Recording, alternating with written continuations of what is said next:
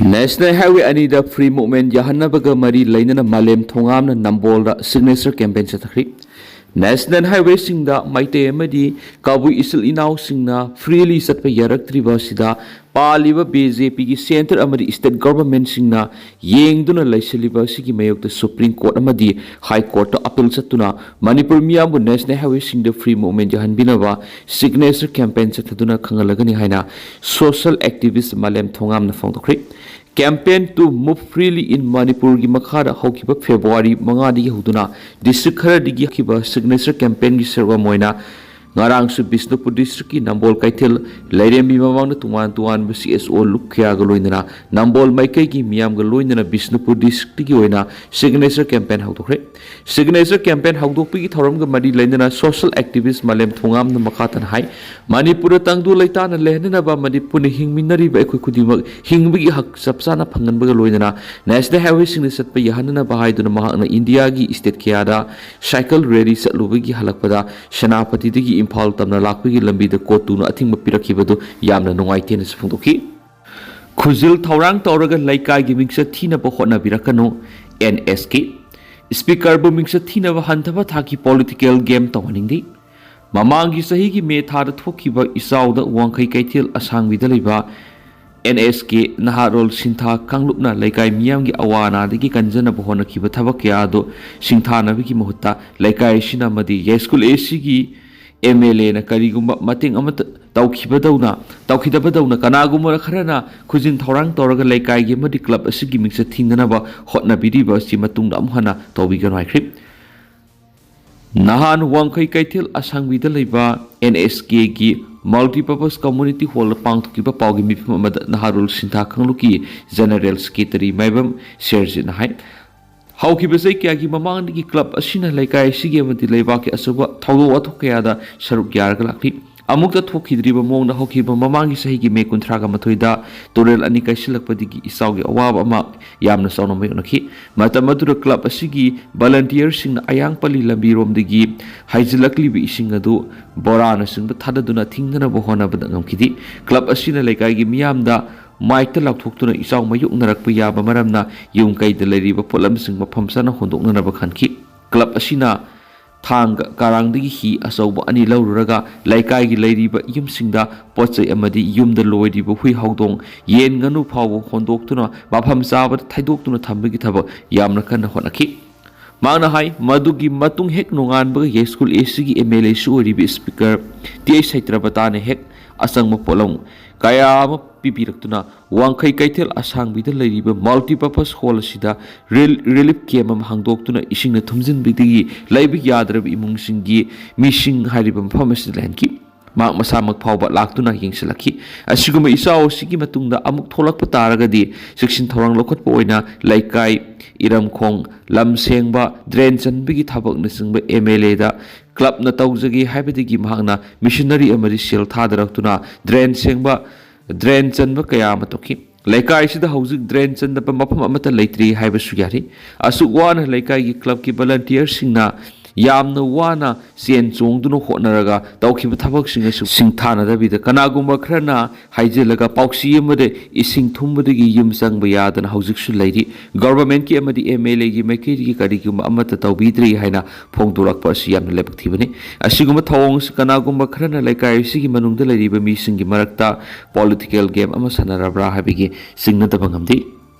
Koki in Pina Luingai Niki Pausel Pirakli Koki Kangluki Apex Body am Oriva Koki in P Manipura Naga Singi Maru Marang Hunbigi Kumai Luingai Nina Lakpada Koki Miam the Yepa Pausel Pirakpagaloy Kumai Asina Imum Kudimak Yepa Tauzal Haksang Pava Santiam Sakot Purapu Irasano Haina Pauselakti Koki in P Manipurgi President says Azang Kongsai Napiba Yepa Pauselda Kanglup Singi Markta Lady Mari the Hian Assassin Bamasum Yantaba Matok Tarapamamasida Ekogi Isil Inauxing Isi Isil Singna Santi Kangmakan Bamasum Amanamawi Kai Kunana Hingminasi Koki Amusum Nagasing Marakta Matam Kagi Mamang Puni Hingminarakli Masum Masigi Nuksi Sana Bigi Mari Asi Tungususi and Laidun Aki Tuzungdana Labor Tangai for the Hedi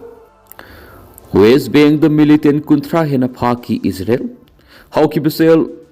West Bank की मफम क्या operation चथबदा militant कुंथ्रा है नोंमई मरोम Baum ma'am लोनना फाखी है Israel defence force IDF इरानी फोंदोखरे IDF की सिरोल की फाखी मयोई हमास पैलेस्टीनियंस इस्लामिक जिहाद का मरी लेने इजराइल की पुलिस का खुद छमनरग सथखिब ऑपरेशन वेस्ट बैंक की तुआन तुआन मफम टारगेट तौखी हरियाणा की एक्सीडेंट ममानब मंगा सिरी हरियाणा की Sonitpur district sport utility vehicle SUV लंबी नकलदा हौब उपांबी थोमजिनबदगी ममानब मंगा सिखिबग लोइना अतोप अनीना सोकले हैना पुलिस न फोंदोखरे पुलिस ऑफिसर अमना फोंदोकपगी मतुंग इना विक्टिम सिंग अदु नहन नुमिदांग वैरम सोनितपुर डिस्ट्रिक्ट की बावर खुंड लुहोंबगी थरम अमा यावरब मतुंग रोहत हनबगी लंबी थोक्तुना हाइरिब थगदो सि थोखिबनि हाइरि पानम पाउसे की एडिटोरियल मैम थमजरी सैना वरकपगी मतम ओइरी मी फतबगी हिदाक लेते लिन सकपगी हिदाक लई हाइबा पाउरो मीतैगी लयोइख्रबा इपाइपुसिंग थंबिरंबा ताकपिरंबा पाउरो सि मियोइब खुनाइदा सुमदुनत लैरगनि हाइबसि मालेमद लैरिबा मितै खुनाइदा खंगदुना लैरि अमरमदा मितै इपाइपुसिंग वयल थौदा पांथोकपा मतम मरु ओइना निंगथौ पानबा लेंगाकी मतमदा वाहैना वयलबदा यारक्त्रबदि मरालगी मतुंगिना मियोइदु सैराकी ओइबा सै थारग वरकपगी Satna कांगलोनसिंग सत्नरंबदगी ngasi phawba mitei khunai da wayel sairak haiba wahising ngasi phawba malemda lariba mitei sing khangnari mathaki wafam singa siga mari leina manipur atamna landaraga makhoi goiba lamgi lenga ama ngasi gi manipur gi launabagi mifattagi thorang sigi matangda pandabi yadaba tanpham oirakpadagini maramdi wahaina warina taisinana bohonaraba sumi fattabagi hidak leitabagi thawng oina aranba ngaktari yumpham oiraga oidaba wafam singna mapung oiba warol sing india lengakta lepa leitana wakatliba sida ngasigi indiana taraga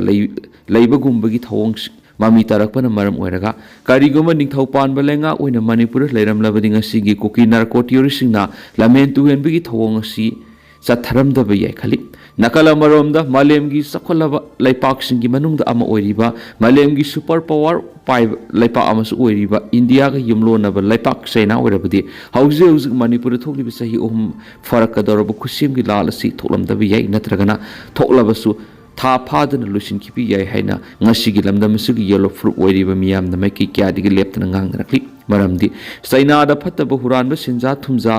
aranba lamen tu henbagi pau hektabada atuba matamda moral gi matungni serak piba maramna kokhisingi thawong khudak lalibu khanglabadi sungsoi soiduna serak piduna lusin khini habisi ngasigi manipur gi hlomi miyamna ikhangna khangnari nakala maromda kokisingi aranba kayamuk singa sibu khangsin usinadana india lengana kayam kuina leigadagi haina manipur gi yolomi sing na launnarak sei farakadoroba maramna asumba pamba manipur gi apunbagi saktam ka hendana thamna bohonariba lamdam asigi CSO singna khang mangambagi pankhai lanba horakpagi mami taba horakpagum torokliba ngasigi manipur lenga na center lenga gi puning sing sinduna atuba matamda state asida mauksa gi punsida hanjinna ba hona haudrabadi lamdam asida makal makha kya gi thuoningda ba thawdok kya mu thulakpa yabi gi oithokko leirakpaga loinana malem gi oiba apunba lup UNO da oina state asigi yellow fruit ki CSO singna wakalakpa yai khali nakala marom satharagli ba oran ma thong mayam maram khangdaba sagi lisa satpadagi hendoktuna atopa yumlonabi state nagalena khundaba kokisinga angami ga khut thanarakpadagi yum kyamuk mai thanakibagi pauta narakli maram aduna mi patasing kanano thirabdi malemna kokising oirakpa maramna ngasigi manipur lengana wahina wayelna yaraktrabli saina warakpagi matam oire khalaga lamhen tu hen oidaba ngangliba kokising asi athuboda military crackdown sathanaba center lengak taksinba sungadaba mali